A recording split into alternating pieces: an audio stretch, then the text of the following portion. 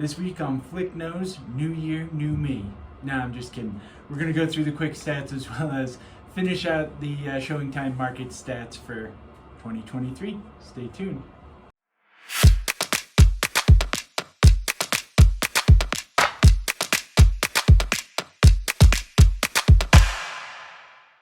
Hey everybody, thanks for tuning in for another episode of Flick Nose, and Happy New Year. Thanks for tuning in. We took the first week of the year off here. My family, my kids had a really long school break, and so we ended up heading down to Florida for a bit, but we're back here and we're back at it.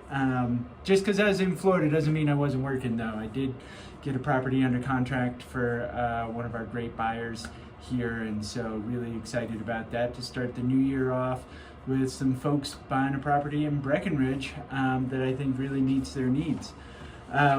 Just wanted to, so we'll go through the quick stats here as well as the showing time market stats for last year. So in the last 7 days, we've got 24 new properties, 19 properties pending, 13 properties closed and were sold, and 23 properties price reduced.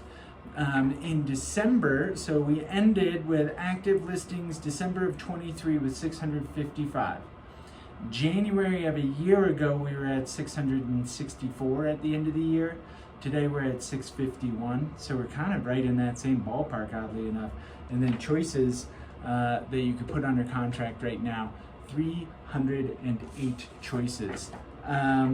Let's go through the showing time market stats here real quick. We're going to do a year-end review here because we've got a full year of last year, 2023, that we can compare stats to. So new listings were down about 20% for single-family homes, 19.6% year over year for the full year. But that's not terribly surprising. I think we've talked at length that number of transactions is down. Prices are, oddly enough, at a little bit of a plateau. So we've got sold listings, median sale price was down 1.9% for single family homes. The average sales price was up 0.5%, which I think is really funny.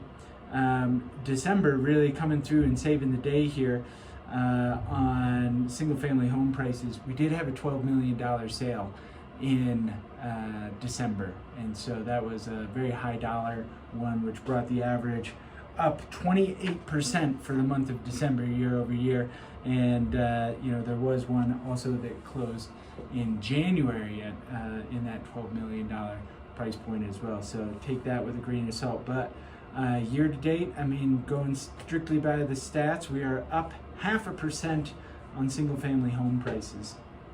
When we get into condos and townhomes, we're looking at numbered listings down about 5% roughly, and then median sales price is up 3.4% and average sales price up 3.3%. So that's kind of along with where we're looking, and that's year over year. The December numbers year over year were up considerably, with median sales price and average sales price up 10 and 9%. But I think in 2023, we started the year off quite a bit slower, and things were really picked up in the third and fourth quarter of the year. And so the year really closed out strong. As we were seeing prices really just stabilize, I think people were moving. So, percent of list price, we're still in that 97-98% time frame there. But yeah, I think that there's going to be a lot to unpack as we go through the year. I think this is going to be a really interesting year for real estate.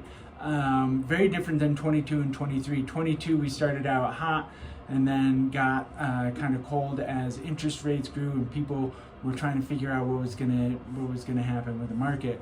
23 started off a little bit slower and picked up steam as we got towards the end there in the third and fourth quarter. And I'm really anticipating that here in 2024 that we're going to be a little bit more steady through the first